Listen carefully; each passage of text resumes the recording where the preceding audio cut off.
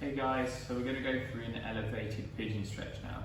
So this is a progression on the yoga pose, the pigeon stretch that we potentially have been working on in the previous weeks gone past. So what you'll need for this is you'll need a chair or a box or even a bench or just something that you can rest and you can elevate that front leg on. So how it differs from your usual pigeon stretch is we get a bit more external rotation into that front hip, whilst also challenging the back hip as well, so we're lengthening that tissue through that hip flexor and through that quad. Alright, so from here, what we're going to do is we're going to place our foot on top of that bench, dropping that knee in.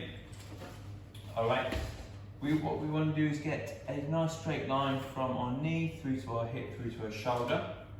And we're just maintaining that contact with that front leg, so like I said, the foot and the knee are both pressed into the ground.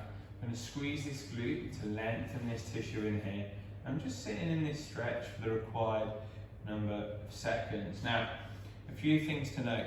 If your knee is struggling to touch the ground due to the box being slightly higher than this chair, then just take a yoga block and just slide it underneath the knee, or you could use a cushion.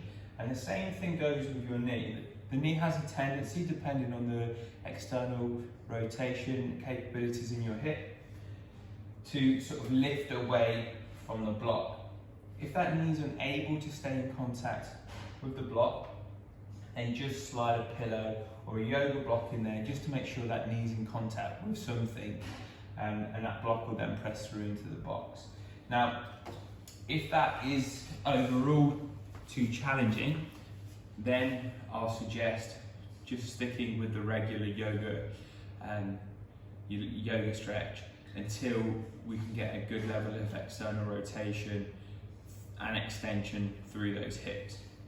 So as mentioned, repeat that for the required number of seconds and then we'll switch over to the opposite side.